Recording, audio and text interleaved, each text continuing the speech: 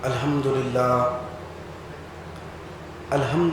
الذی لم یتخذ ولدا ولم یکن له شریک فی الملک ولم یکن له ولی من الذل وکبرہ تکبیرا۔ اللہ اکبر۔ اشہد ان لا الہ الا اللہ واشہد ان محمدا عبدہ ورسولہ، اما بعد۔ قال اللہ تبارک و تعالی فی القرآن المجید: اعوذ باللہ من الشیطان الرجیم، بسم اللہ الرحمن الرحیم۔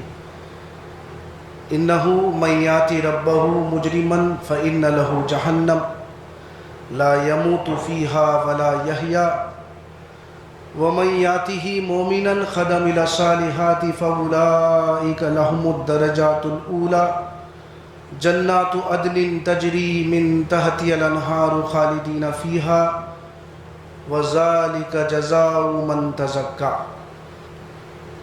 محترم سامعین کرام، یہ سورہ طٰہٰ کی 74 سے لے کے 76 تک کی آیتیں، 3 آیتیں پڑھی گئی ہے۔ ان آیات کے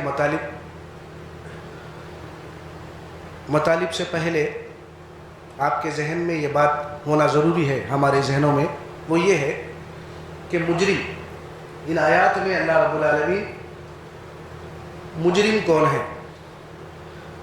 مجرم کے معنی کیا ہے؟ جس کا جرم ثابت ہو چکا اس کو مجرم کہا جاتا۔ ملزم وہ ہوتا جس کا جرم ابھی ثابت نہیں ہوا۔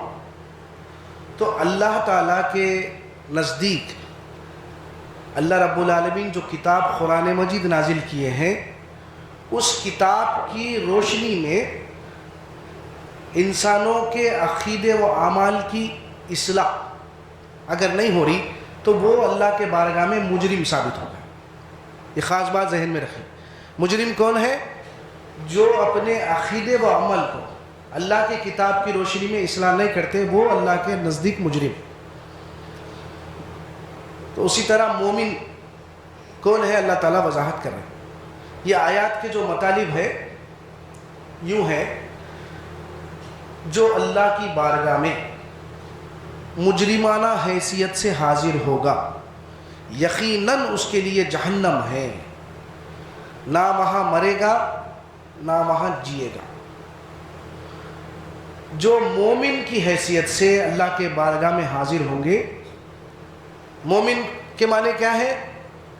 صرف ایمان لانا، زبان سے اقرار کرنا ہی کافی نہیں ہے، بلکہ اپنے ایمان کو شرک کے اجزاء سے پاک رکھنے کی کوشش کرنا اور اس پر قائم رہنا مرتے وقت تک، یہ مومن ہے۔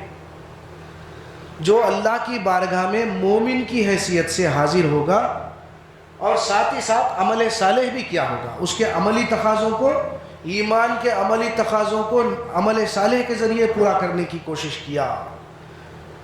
اللہ رب العالمین فرماتے ہیں ایسے لوگوں کے لیے سدا بہار باغ جنتیں ہیں، جس کے اندر بلند درجات پر ان کو فائز کیا جائے گا، بلند درجے ہوں گے ان کے لیے، اور ان سدا بہار باغوں میں وہ داخل کیے جائیں گے، ہمیشہ ہمیشہ کے لیے اس میں رہیں گے۔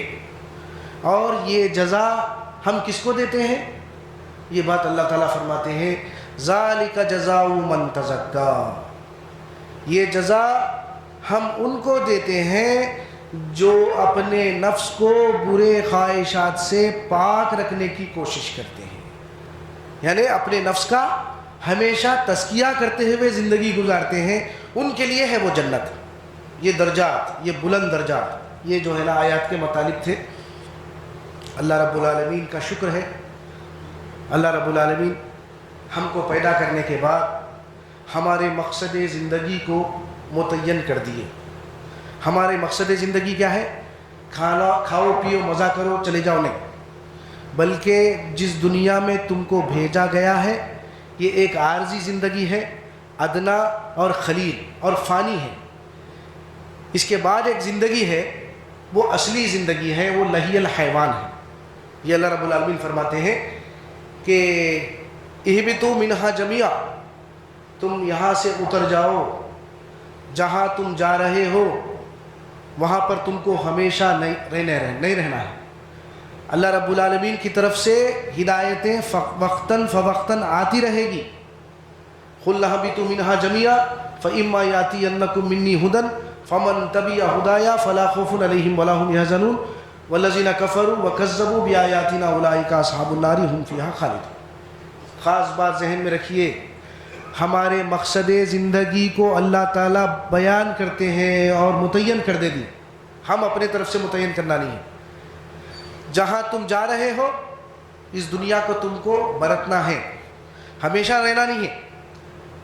میری طرف سے ہدایتیں وقتاً فوقتاً آتی رہے گی، انبیاء اور کتاب. جو میری ہدایتوں پر عمل کریں گے، مجھے الہ واحد مانیں گے اور ایمان کے عملی تقاضوں کو اللہ رب العالمین کی کتاب اور سنت کے روشنی میں عمل کرنے کی کوشش کریں گے، ان کے لیے دوزخ میں جانے کا خوف اور جنت سے محرومی کا غم نہیں ہوگا. جو میری ہدایتوں کو صرف نظر کریں گے، پہل تو بھی اختیار کریں گے، والذین کفروا انکار کریں گے، تو ان کا جو ٹھکانہ ہے وہ جہنم کی آگ ہے. یہ اللہ رب العالمین ہمارے مقصد زندگی کو متعین کر دیے ہیں. تو انسان چونکہ ماحول، نفس اور شیطان لگا ہوا ہے، شیطان ہمارا کھلا دشمن ہے. اس کی دشمنی بنی آدم سے یہ ہے کہ وہ خود جہنم میں جاتے ہوئے اللہ کے بندوں کو جہنم میں لے جانا، ہماری مقصد زندگی سے ہم کو کیا کر دینا، پلٹا دینا، اس کا مقصد. تو اس لیے آج ہم دیکھ رہے ہمارے عقائد مشرکانہ ہو گئے، اور سب سے پہلی دعوت انبیاء کرام کے ذریعے وما ارسلنا من قبلک من رسول الا نوحی الیہ انہ لا الہ الا انا فاعبدون. آپ سے پہلے جتنے انبیاء کو ہم نے بھیجا یہی بات کی نصیحت کرتے ہوئے بھیجا کہ اللہ کے علاوہ کوئی معبود نہیں ہے، اللہ کے ساتھ اللہ کو چھوڑ کر کوئی تمہارا مشکل کشا، فریاد رس، داتا، گنج بخش نہیں ہے. اسی کی بندگی کرو زندگی کے ہر معاملے میں. تو یہی دعوت سارے پیغمبر دی، اور بار بار انا اخلصناہم بخالصۃ لذکر الدار، ہم نے انبیاء کو اس کام پر مختص کر دیا. وہ کیا کرتے؟ انسانوں کو اس گھر کی یاد دلاتے بار بار بار بار. کس گھر کی؟ موت کے بعد کی ابدی زندگی کی یاد دلاتے بار بار. لیکن شیطان دشمن ہے ہمارا، ہمارے سامنے ہم کو دنیا کو ڈیکوریٹ کر کے بناتے اور ہم کو جھوٹی آرزوؤں میں مبتلا کرتا ہے. اور اصل مقصد کیا ہے اس کا؟ اہم کو غیر اہم، غیر اہم کو اہم بتاتا ہے. جو آج جس کی پاداش میں الا ماشاء اللہ مسلمانوں کا جو عقیدہ ہے وہ مشرکانہ ہو گیا. پھر بھی ہم سمجھ رہے ہیں کہ ہم ایمان والے ہیں، ہم مجرم نہیں ہیں، ہم منافق نہیں ہیں، ہم مشرک نہیں ہیں. دوسرے لوگ مجرم ہیں، مشرک ہیں، منافق ہیں، کافر ہیں، یہ سمجھ رہے ہیں. ایسا نہیں ہے، بلکہ اللہ رب العالمین قرآن مجید میں جتنے احکامات نازل کیے ہیں اور جن جن احکامات پر جو خلاف ورزیاں امت مسلمہ سے پہلے سابقہ امتیں کی ہیں، ان کی روش کو اللہ رب العالمین قرآن مجید میں بیان کر رہے ہیں. اور جہاں پر کافر، مشرک، منافق، مجرم یہ الفاظ کو استعمال کر رہے ہیں، یہ ہم کو اپنے زندگی کا جائزہ لینا ہے، احتساب کرنا ہے کہ میں کہاں پر اللہ کی آیات کا انکار کر کے کافر بن جا رہا ہوں، کہاں پر اللہ کی بات کو نہیں مان کے ہو بہو اس کے مقابلے میں دوسری باتوں کو ترجیح دے کے کہاں پر جھٹلا رہا ہوں، میں اللہ کی آیات کو جو ہے نا جھٹلا رہا ہوں، منافق بن جا رہا ہوں. ایمان بھی ہے لیکن موت کے بعد کے ابدی زندگی کے مقابلے میں اس دنیا کو ترجیح دے رہا ہوں. اور منافقت کہاں تک میرے اندر پیدا ہو گئی ہے، یہ اپنے نفس کا جائزہ لینے کے لیے اللہ تعالیٰ فرماتے ہیں، نہ کہ کسی اور کو فتوے دینے کے لیے، بلکہ اللہ کی اس کتاب کی روشنی میں اپنے عقائد و اعمال کی اصلاح نہ کرنے والوں کو اللہ مجرم فرماتا ہے. انشاءاللہ وہ آیات ہم دیکھیں گے. مجرم اللہ رب العالمین کہاں کہاں پر بولے اور کس کو بولے. آج علماء کرام کھول کر اللہ کی بات کو بیان کرنے کے بجائے باتوں کو چھپا رہے، اس کی بنیادی وجہ کیا ہے؟ دنیا سے محبت، دنیا پر زر پڑے گی، نام و نمود، شہرت چلی جائے گی، پیٹ کو پالنا مشکل ہو جائے گا. اس کے وجہ سے کیا کر رہے ہیں ہم باطل خیالات اور جو ہے نا باطل اس کے جو ہے نا سپورٹ کر رہے ہیں. تو اللہ رب العالمین جو بات فرما رہے ہیں، یقیناً بے شک جو اللہ کی بارگاہ میں مجرمانہ حیثیت سے آئے گا، حاضر ہوگا، اس کے لیے یقیناً جہنم ہے. مجرم کون بولنا؟ جس کا جرم اللہ کی کتاب کی روشنی میں ثابت ہو گیا کہ یہ عقیدہ مجرمانہ ہے، مشرکانہ ہے. یہ عقیدہ مشرکانہ ہونے کے باوجود، بتانے کے باوجود اللہ رب العالمین مسلمان الا ماشاءاللہ چونکہ روایتیں ہیں، قرآن کے خلاف جانے کے باوجود اس روایت کو قبول کر رہے، اس پر قائم ہے، وہ بھی مجرم، اس کا جرم ثابت ہو. وہ کتنا بھی اپنے آپ کو جو ہے نا مسلمان کہے، اللہ کی روشنی میں، کتاب کی آیات کی روشنی میں، کیونکہ اس کا عقیدہ مشرکانہ ہے، وہ اللہ کے نزدیک مجرم قرار پائے گا. اس کے لیے مثالیں اللہ تعالیٰ فرماتے ہیں. پہلے مجرم کیا ہے اللہ تعالیٰ جو ہے نا وضاحت کے ساتھ فرماتے ہیں. مجرم کون ہے؟ وہ سورہ جو ہے اعراف کی 40 نمبر کی آیت، ان الذین کذبوا بآیاتنا واستکبروا عنہا لا تفتح لهم ابواب السماء ولا يدخلون الجنۃ حتی یلج الجمل فی سم الخیاط وکذالک نجزی المجرمین. مجرم کون ہے؟ بے شک جنہوں نے اللہ کی آیات کو جھٹلایا. جھٹلانا دو طریقے کا ہے، ایک ہے سرے سے، ایک ہے عملی کفر. ماننے کے بعد یہ اللہ کی کتاب ہے، اللہ کی آیات کے ذریعے نصیحت کی جا رہی ہے کہ یہ عقیدہ مشرکانہ ہے، پھر بھی مان رہے، پھر بھی کیا کر رہے؟ اپنے باپ دادا کے طریقے پر قائم رہنا جھٹلانے کے تعریف میں آتا ہے. جو لوگ اللہ کی آیات کو جھٹلاتے ہیں اور تکبر اختیار کرتے ہیں. قرآن ہدایت کے لیے ہے، بے سمجھے پڑھنا، ہدایت کے لیے سمجھ کر نہیں پڑھنا، اپنے لیے ہدایت نہیں سمجھنا، یہ بھی تکبر ہے. تو ان کے لیے کیا ہے؟ جنت کے دروازے کھولے نہیں جائیں گے، اور ان کا جنت میں جانا اتنا محال ہوگا جیسا کہ سوئی کے ناکے میں سے اونٹ کا جانا. کیونکہ قانون الہی ہے، سوئی کے ناکے میں سے اونٹنی کا گزرنا ناممکن ہے. اس طرح ایسے جھٹلانے والوں کا انجام آخرت میں جہنم کی آگ ہے، وہ جنت میں ہرگز داخل نہیں کیے جائیں گے. مشکل ہوگا ان کا جنت میں جانا، جیسا کہ سوئی کے ناکے میں سے اونٹ کا گزرنا. اور ایسے مجرم فلا نہیں پائیں گے. برو یہی جو ہے نا جزا ہم مجرموں کو دیتے ہیں. تو مجرم کون ہے؟ جھٹلانے والے. اللہ کی ہو آیتیں پڑھ کر نصیحتیں کی جا رہی، یہ عقیدہ مشرکانہ ہے. یہ اسباب کی دنیا ہے، اسباب کے بغیر نفع اور نقصان پہنچنے کا تصور شیطان کا پیدا کردہ ہے. لیکن آج امت مسلمہ اسباب کی دنیا میں دنیا کے لیے اسباب کو اختیار کر رہے ہیں، ترقیاں اختیار، ٹیکنالوجی کا استعمال کر رہے ہیں.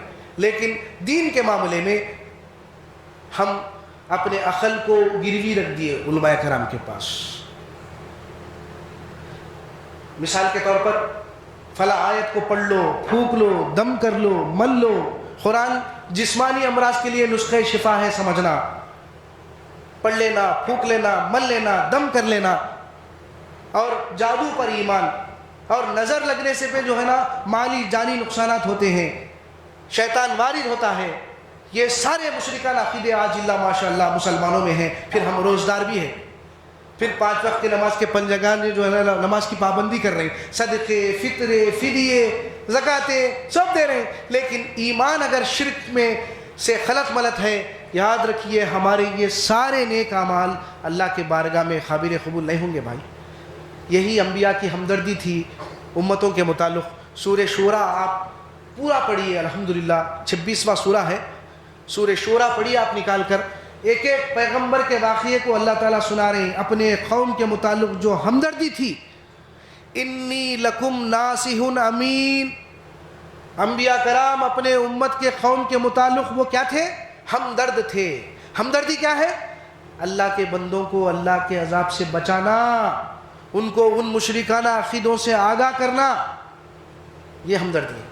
تو ہمدردی یہی ہے کہ ہمارے ایمان میں شرک نہیں ہونا۔ اگر ایمان میں شرک ہے تو یاد رکھیے اللہ کے پاس مجرمانہ حیثیت سے حاضر ہونا پڑے گا، اور وہاں پر کوئی بھی جو ہے نا اس جہنم کی آگ سے رسول بھی نہیں بچا سکی۔ یہ خاص بات ذہن میں رکھیے۔ اور اللہ فرماتے ہیں کہ مجرم کون ہے؟ اللہ کی آیات کو جھٹلانے والا۔ سورہ جو ہے کہف 57 نمبر کی آیت ذہن میں رکھیے آپ۔ قانون ہدایت، میں ہدایت کس کو دیتا ہوں اور کس کو نہیں دیتا ہوں، اور میرے طریقہ کار کیا ہے، وہ صاف طور پر کھلے طور پر بیان کر دینے اللہ رب العالمین۔ وَمَنْ أَظْلَمُ مِمَّنْ ذُكِّرَ بِآيَاتِ رَبِّهِ فَأَعْرَضَ عَنْهَا وَنَسِيَ مَا قَدَّمَتْ يَدَاهُ إِنَّا جَعَلْنَا عَلَى قُلُوبِهِمْ أَكِنَّةً أَن يَفْقَهُوهُ وَفِي آذَانِهِمْ وَقْرًا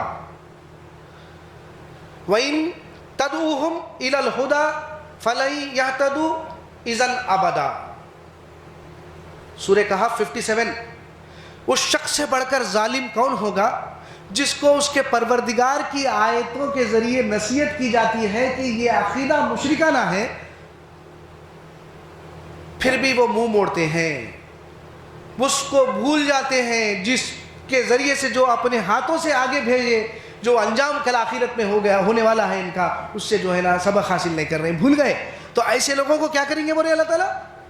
اللہ کا قانون ہے، قانون ہدایت، جس کے اندر تڑپ ہے ہدایت کی، اللہ اس کو ہدایت دیتے ہیں۔ جب ذکر اللہ کے جو ہے نا آیات کو پڑھ کر سنایا جا رہا کہ یہ غلط ہے، وہ منہ موڑ رہے ہیں۔ روایتیں ہیں، نظر لگتی، شیطان وارد ہوتا، کیوں روایتیں ہیں؟ قرآن میں تو کوئی بات ایسی نہیں ہے، قرآن کے خلاف ہے یہ عقیدہ، تو بھی مان رہے۔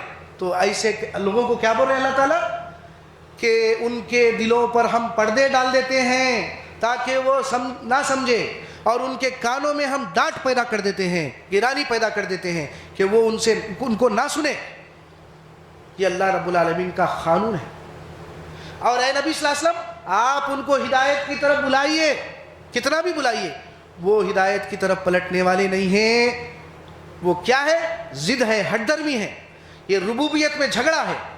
جب اللہ کے الہ واحد ہونے کا ذکر قرآن سے سنتے ہیں، سورہ یہی بات کو اللہ تعالیٰ جو ہے سورہ بنی اسرائیل میں فرماتے ہیں کہ وہاں پر اللہ فرما رہے ہیں کہ جب قرآن کے ذریعے سے الہ واحد ہونے کا اللہ کے ذکر کو سنایا جاتا ہے تو تم دیکھتے ہو کہ وہ نفرت سے تمہاری طرف دیکھتے ہیں۔ آج یہی بات قرآن سے کوئی بات آپ پیش کر کے مشرکانہ عقیدے کی نفی کرتے ہیں تو ارے روایتوں کو نہیں مانتے، حدیث کو نہیں مانتے بول رہے۔ ایسا نہیں ہے۔ محدثین کا احسان ہے، وہ لوگ محنت کر کے سارے ذخیرے احادیث کو جمع کرے، وہ بھی یہ نہیں بولے کہ یہ ہماری ذخیرہ جو ہے نا پورے کا پورا سچا 100% ہے، بلکہ صحیح اور غلط کو پہچاننا مشکل تھا تو وہ ایک دم ذخیرہ جو ہے نا جمع کرے۔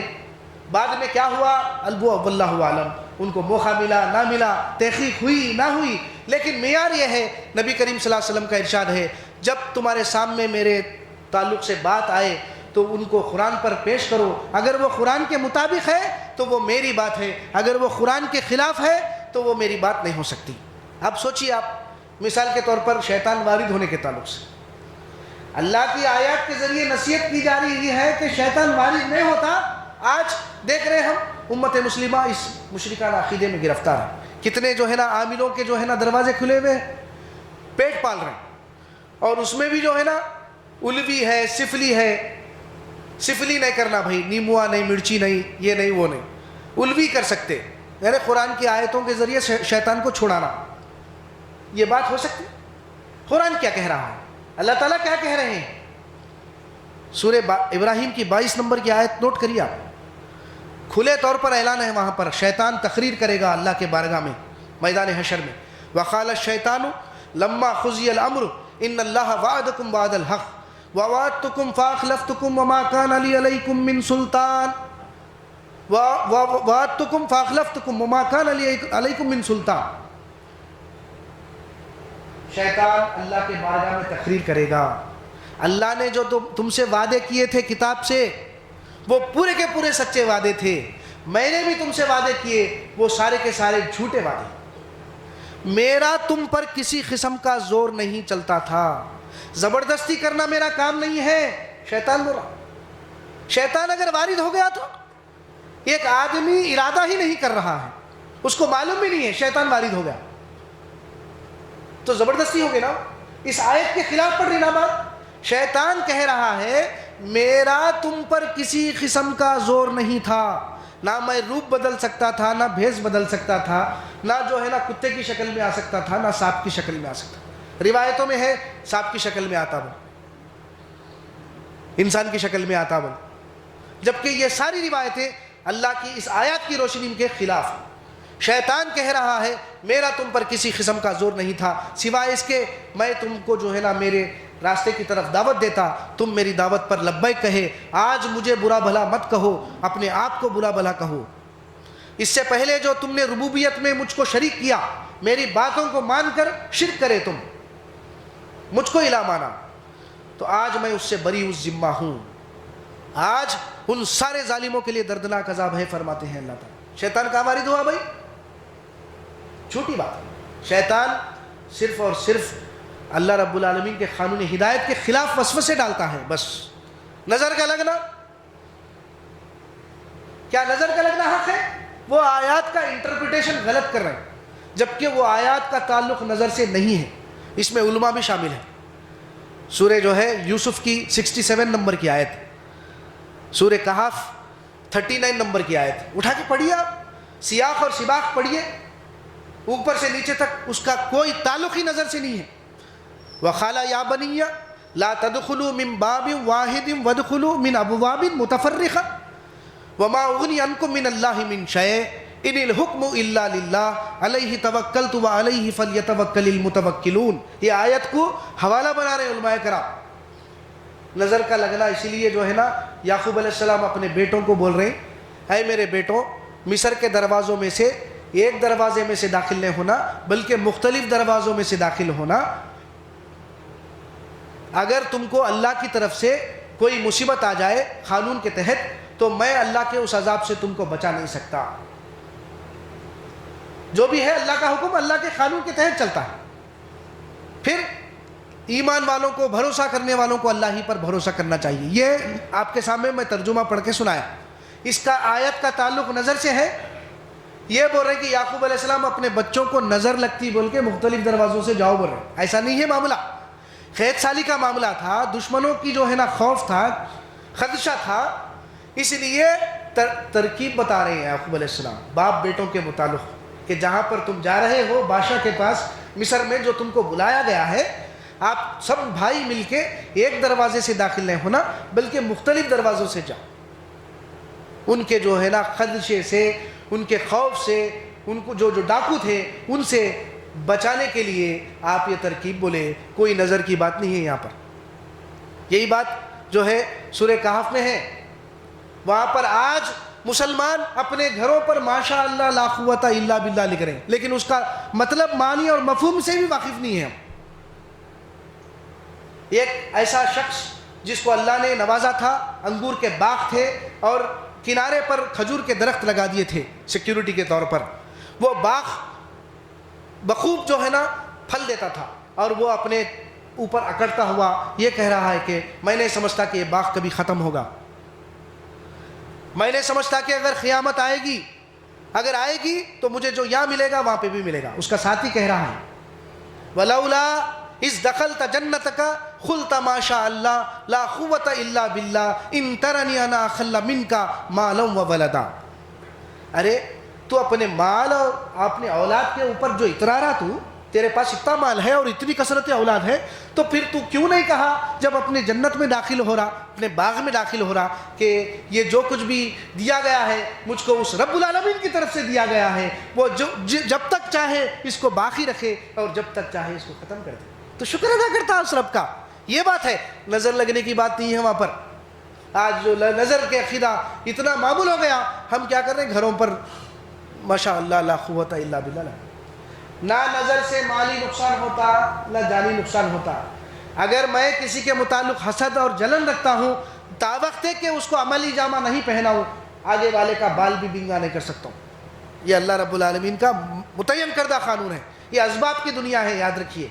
تو جب یہ آیتیں آ رہی ہیں لیکن روایتیں ہیں، تو ان روایتوں کو کیا کرنا چاہیے؟ بالخصوص عقیدے کے معاملے میں نص قرآنی کا ہونا ضروری ہے۔ قرآن کے مطابق دیکھنا کہ باقی قرآن کے مطابق ہے یا خلاف ہے۔ خلاف ہے تو وہ اللہ کے رسول کی بات نہیں ہو سکتی۔ نبی صلی اللہ علیہ وسلم کوئی بات قرآن کے خلاف نہیں نہ کہہ سکتے ہیں، یہ ہمارا ایمان ہونا چاہیے۔ سورہ نجم میں فرماتے ہیں اللہ تعالیٰ رسول کے متعلق کہ میرا جو رسول ہے، میرا جو رفیق ہے، تمہارا جو رسول ہے، اپنے ہوائے نفس سے کوئی بات نہیں کہتا، وہ جو کچھ بھی کہتا ہے قرآن کے وحی کے مطابق کہتا ہے، وحی کے خلاف نہیں بولتے اللہ کے رسول صلی اللہ علیہ وسلم۔ یہ ایمان ہونا چاہیے۔ آج امت مسلمہ شفاعت کے جو ہے نا عقیدے میں گرفتار ہیں۔ کتنے مسلمان ہیں جو شفاعت کے قائل نہیں ہے؟ بولیے آپ۔ رسول اللہ صلی اللہ علیہ وسلم جہنم میں ہاتھ ڈال کر نکالیں گے، وہ روایت ہے نا، بخاری میں ہے، اس کی وجہ سے مان رہے ہیں۔ جبکہ بخاری ہی میں 4625 بخاری انٹرنیشنل نمبر 4626، گوگل میں ماریے آپ کو سامنے آ جائے گا۔ بخاری 4625، بخاری 4626۔ عیسیٰ علیہ السلام جو بات بولیں گے کل میدان حشر میں بھی وہی بات بولوں گا، میں شفاعت کے لیے تمہارے کام نہیں آؤں گا۔ عیسیٰ علیہ السلام سے پوچھ رہے نا اللہ تعالیٰ، سورہ مائدہ کی آخری آیتیں پڑھیے، کیا آپ نے کہا تھا عیسیٰ آپ کو الہ بنا لے؟ اے اللہ تیری ذات پاک ہے، ایسی بات کا میں نے حکم نہیں دیا جو آپ نے مجھے نہیں کہا۔ اگر میں نے کہا ہوتا آپ کو اس کا علم ہے، آپ کے سینے میں کیا ہے مجھے اس کا علم نہیں ہے، لیکن میرے جو دل میں ہے وہ آپ کو معلوم ہے۔ جب تک میں ان کے درمیان میں رہا، ان اللہ ربی و ربکم، میں نے یہی بات کہی، میرا ربی اللہ ہے، تمہارا ربی اللہ ہے۔ اور جب تو مجھے وفات دیا، جو ہے میرے کو اس کا علم نہیں ہے۔ اب یہ بندے تیرے ہیں، اگر تو ان کو سزا دینا چاہے تو بے شک تو سزا دینے والا ہے اور تو معاف کرنے والا ہے۔ تو لیکن اللہ تعالیٰ کیا ہے، اپنے قانون کو بتا رہے ہیں وہاں پر کہ آج سچوں کو سچائی کام آئے گی۔ سچائی کا ہے علم، کتاب قرآن مجید میں۔ تو یہی بات 4625 بخاری 4626 میں محمد صلی اللہ علیہ وسلم بھی یہی بات بولیں گے۔ میں بھی کل قیامت آخرت میں یہی بات بولوں گا جو عیسیٰ نے کہا۔ پڑھ لیجئے 2753، 2752 پڑھی، بخاری میں ہے۔ وَأَنذِرْ عَشِيرَتَكَ الْأَقْرَبِينَ کی آیت کی روشنی میں اللہ کے رسول صلی اللہ علیہ وسلم اپنے رشتہ داروں کو جمع کرے۔ آج شفاعت کے تعلق سے جو لوگ امیدوں میں ہیں، جھوٹی آرزوں میں مبتلا ہے، یہ سارے رشتے ناتے کل آخرت میں نہیں کام آئیں گے بھائی۔ اللہ کے رسول صلی اللہ علیہ وسلم اس آیت کی روشنی میں سورہ شورى 214 نمبر کی آیت کی روشنی میں اپنے گھر والوں کو، رشتہ داروں کو، خاندان والوں کو، قریش والوں کو جمع کر کے کیا بول رہے ہیں؟ اے عبد المناف کے بیٹوں، اے میری پھوپھی صفیہ، اے میری بیٹی فاطمہ، جو مجھ سے لینا ہے دنیا میں لے لو، جو میرے مال میں سے، بیٹی کو بول رہے ہیں، اپنی جانوں کو اللہ سے تم خود بچا لو، میں کل آخرت میں تمہارے کوئی کام نہیں آنے کا۔ تو کیا ہے؟ تو غور کرنا، تو اللہ رب العالمین کی یہ کتاب کے ذریعے جب تم کو نصیحت کی جا رہی ہے اور تم منہ موڑ رہے ہو، تو ایسے لوگوں کے دلوں پر اللہ پردے ڈال دیں گے اور ان کے کانوں پر اللہ رب العالمین ڈانٹ جو ہے نا لگا دیں گے۔ تو ان کے لیے ہدایت کے دروازے کیا ہے؟ بند ہو جائیں گے۔ اس لیے الحمدللہ قرآن کو پڑھیے، شخصیات کو مت دیکھیے۔ ایک شخص ہے، معتبر ہے، بہت مشہور ہے، نامور شخصیت ہے، بہت جو ہے نا عربی داں ہے، بہت چکنی چپٹی باتیں کرنے والا ہے، وہ ہمارے لیے دلیل نہیں بنتی۔ یہ خاص بات ذہن میں رکھنا، دلیل قرآن اور نبی کریم صلی اللہ علیہ وسلم کا سنت ہے اور اسوہ صحابہ کا طریقہ، یہ دیکھنا پڑے گا ہم کو۔ ایسے بہت ساری باتیں ہیں جس کے متعلق ہم کو قرآن کے ذریعے نصیحت کی جا رہی ہے، لیکن آج چونکہ روایتیں ہیں، وہ روایتیں قرآن کے خلاف بھی پڑھ رہی ہیں، تو بھی مسلمان قائم ہیں۔ تو یاد رکھیے مجرم ہوں گے کل اللہ کے بارگاہ میں، جب مشرکانہ عقیدے کے ذریعے سے مجرم کی حیثیت سے حاضر ہوں گے۔ جہنم یقینی ہے، اور یہاں پر نہ مرنا چاہیں گے تو مر سکیں گے، نہ جینا چاہیں گے تو جی نہیں سکیں گے۔ جو آدمی مومن کی حیثیت سے اللہ کے بارگاہ میں حاضر ہوگا، شرک اس جو ہے نا، ایمان اس کا شرک سے پاک ہوگا، ایسے سارے عقائد سے پاک و صاف ہوگا، اللہ کے بارگاہ میں حاضر ہوگا، اور عمل صالح بھی کیے ہوں گے تو ان کے لیے بلند درجات جنت میں ہوں گے۔ اور وہ ہمیشہ سدا بہار باغوں میں داخل کیے جائیں گے، اور یہ جزا ہم ان کو دیتے ہیں جو اپنے نفس کو ہر قسم کے مشرکانہ عقیدوں سے پاک رکھنے کی کوشش کرتے ہیں۔ یہ خاص بات ذہن میں رکھنا۔ تو ہم اللہ رب العالمین سے توبہ کریں، معافی مانگے اور اللہ کی طرف پلٹے، اور قرآن مجید کو سمجھ کر پڑھنا شروع کر دیں۔ بغیر سمجھے کے پڑھنے سے ثواب و برکت کا چکر جو ہے نا بالکل غلط ہے، اور اس میں خاص کر علماء کرام بھی کی رول ادا کر رہے ہیں، جو فضائل پڑھا کے جو سنا رہے ہیں، اتنے پڑھے تو اتنے ثواب ہیں، یہ سب بالکل غلط بات ہے۔ وَهَذَا کتاب انزلناہ مبارک فاتبعوہ واتقوا لعلکم ترحمون۔ بے شک یہ کتاب برکت والی ہم نے آپ پر اتاری ہے، لیکن برکت کے مستحق ہونے کا طریقہ قانون یہ ہے اس کتاب کی اتباع کی جائے۔ اس کتاب کے اندر جو احکامات سنائی گئی ہے، اس پر جس طرح اللہ کے رسول نے عمل کیا اور حکم دیا اطاعت کا اور اتباع کرے آپ، ہم کو بھی اسی طریقے پہ کرنا ہے۔ تو جب ہم برکت کے مستحق، دنیا میں بھی اللہ کے رحمتوں کے مستحق ہوں گے اور آخرت میں بھی اللہ رب العالمین کے رحمتوں کے مستحق ہوں گے۔ بارک اللہ لی ولکم فی القرآن العظیم ونفعنی وإیاکم بالآیات والذکر الحکیم۔ الحمد للہ رب العالمین۔